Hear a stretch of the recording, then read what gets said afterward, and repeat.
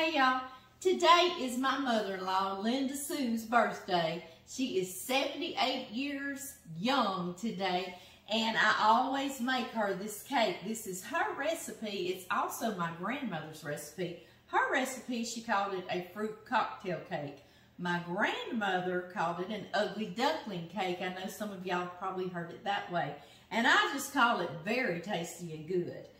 It has fruit cocktail in it. And it also has a beautiful glaze that goes on it and just absorbs into the cake and makes it taste caramelly, and it's just a flavor all its own. You have to try this if you've never done. If you have, you're going to want to go make one real quick. And that's another thing. It's so easy. So we're going to get started real fast. First thing I need is, and also no mixer, okay? I mean, right, this is one of your older cakes and no mixer. So we're going to start with 2 cups of all-purpose flour. Let me just grab that over here. A lot of times I pre-measure everything, but I just wanted to hop on here with y'all real quick. So I said I'll just grab everything as we go. That's 1 and 2. When you're measuring flour, you don't need to pack it, okay? So kind of loosely fluff it about in there. That way you won't end up with too much flour. Okay, y'all. And while you just still have dry ingredients, you need to put all your dry things in there so they won't clump later, okay? So in the right order, we're going to need 2 teaspoons of baking soda. Or if you're Irish, it's called bread soda. 2 teaspoons. I'll get it right in a minute. There we go. And to that, we're going to need a ½ teaspoon of salt. Make sure your baking soda has not expired too. I did that years ago when I was young, and it didn't rise. That's what's leavening our cake. So you've got to make sure it's not expired. If it has expired now, just leave it open and stick it in your refrigerator, and it absorbs all your oniony and loud odors in there. So you won't have to waste it still. Okay, guys, 1/2 teaspoon of salt going in here. I'm going to grab me a whisk. Here we go. And I'm also going to need some sugar. We're going to need 1 1/2 cup sugar. I'll get it out here in a minute. I'm just going to step back over my sugar. Yeah, y'all can still see me. And this is a little ½ cup measure, so I'm going to need 3 of those for 1/2 cup. 1 1/2 cups. Oh, our oven is ready. We got to keep on rolling. 1 1/2 cup sugar. Now I can stir this around. Make sure that soda and that salt's not still in one clump, right? Okay. Now to this, we're going to add 2 eggs. I have some fresh eggs. Linda loves eggs every morning, so I'm going to take her some of my girls' fresh eggs as well. She also loves to hear my roosters. She lives on the farm as well.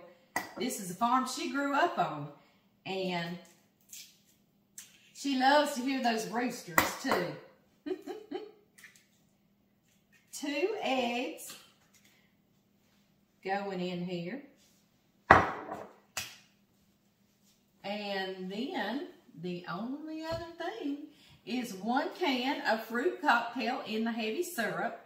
It is a 15.25 ounce can. It can be a 15 ounce can or a 16 ounce can. And this reminds me so much. Did y'all see my shirt? Smile, it increases your face value. That's Dolly Parton's line in Steel Magnolia, one of her lines. And it's so Dolly Parton line, really. She's playing Truby in it. But, and I saw this when I was in high school, but I remembered her saying that, and I've loved it ever since. And when I went to Natchitoches, well, my friend Bridget, she took me there in Louisiana where it was filmed. They had this shirt for sale, so I had to have one. So I thought I would do that today, because also in there she's saying a recipe, and she says a can of fruit cocktail with the juice. And that is exactly what we're putting, a can of fruit cocktail with the juice going in here. And now you see why you don't want to use a mixer, because you'll cream your fruit, right? You want it to stay big pieces of fruit. There's grapes and cherries and pears and peaches, It's a great little thing. Let's see. This recipe doesn't call for any vanilla in the batter, but we're going to put vanilla in that glaze, so no worries. Something else, Linda's recipe does not call for this, but this is certainly a fruit cocktail cake variation. Is putting 1 cup of sweetened flaked coconut. And let me open this, get me a pair of scissors out here real quick. And this is I think it's a 7-ounce bag. But I believe it's going to be about 2 cups all together, because we're going to put a cup in the cake to bake and then a cup also in our glaze. So I believe this will be just about the right amount. Sure do. There we go. And also you could put some pecans, chopped pecans in here. You sure could put it in the cake and on top with your glaze. I want to show y'all this is really a thick batter when you mix it. Do you see how thick it is? It's very dense. Dense would be the more correct word to use, wouldn't it? Okay, guys. This is a very old-time cake. I think all of us grew up eating it, and our grandmothers make it, and our mothers made it, and it's a very nice memory. Also, I want to say before we go any further, yes, you can use a yellow box cake mix. You sure can. This one's a butter recipe. Use whatever you want to. And so that's even faster, isn't it? But I'm going to do Linda Sue's recipe and my grandmother, since that's how she grew up eating it. I am spraying a 9 by 13 by 2 casserole dish with Baker's Joy or anything. They make that now. It's newfangled. It is not old time, but it's just like you buttered and floured that pan. Is that not fantastic? I know, it is. Okay, y'all. I'm going to tag my friend Miss Connie because her husband grew up eating his grandmother's ambrosia cake, and the recipe is semi-lost. So I'm hoping that she can watch this and see if maybe, what I want to do is make it for her husband Tom and see if he might enjoy this, and it may be similar to what his grandmother did.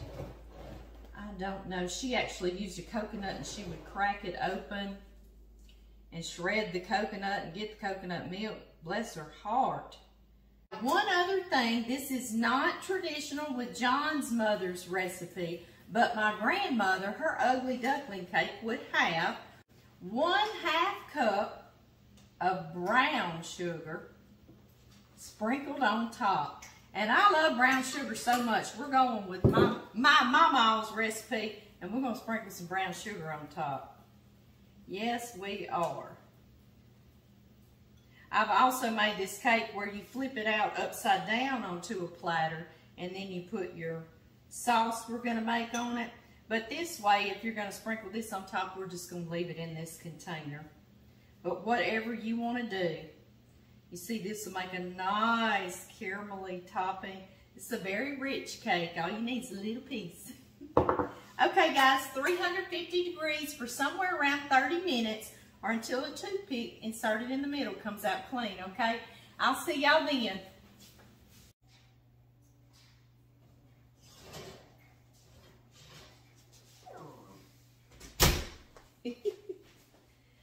Here it is, guys. Isn't it beautiful? But we're not finished. No, we're not. My toothpick right in the center came out clean. Just like that. Good gracious. Hey, y'all. I'm cleaning up my stove for my next video. I had cleaned it, and John Murray got in here and cooked 2 pieces of sausage this morning. 2. And I tell you what, it looks like he rendered an entire pig up in here. Yes, it does. Do y'all have one of those? Okay, now that our cake is cooling over there, sitting pretty, First thing we need to do is poke some holes in it, just like this, and I use a big old meat fork, okay?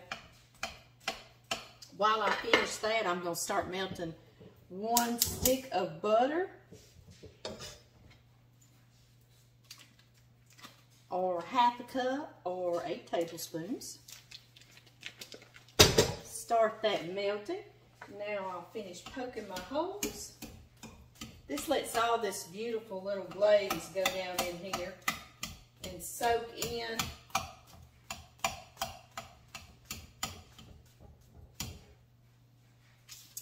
There we have that. And now I just need to add to this a stick of butter melted. Y'all want to get down here and see all this?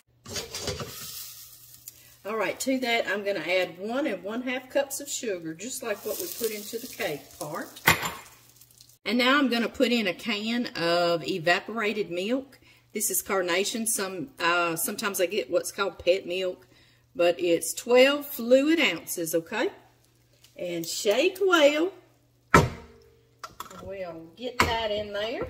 Please don't substitute with any kind of milk, okay? You need that evaporated milk, that condensed or that evaporated, you know, it's got a real rich flavor is what I'm getting at. Oh, I'm glad you finally got there, Amy. Right? Okay, guys, what we are going to do now is bring this to a boil, rolling boil for 1 minute. But until I get it to that boil, I need to continue to stir to make sure that butter gets melted and all the sugar gets dissolved. Once it comes to that rolling boil, then I'll continue to stir for 1 minute. Y'all see it's a rolling boil.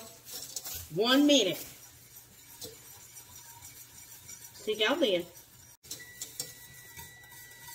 Oh, it's been 1 minute. I'm going to turn off my fire and turn off that little alarm before we get mad at it. Into that, I'm going to put 1 teaspoon of vanilla extract, and I always stress, please put a name brand vanilla extract, guys, so you won't ruin your whole dessert with something that doesn't really taste good, okay? Please.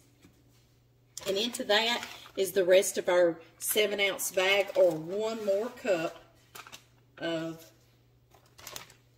sweetened, shredded, or coconut flakes. It seems shredded to me. I always want to call it shredded. And while the cake is still warm and your glaze is still warm, you're just going to pour it all over.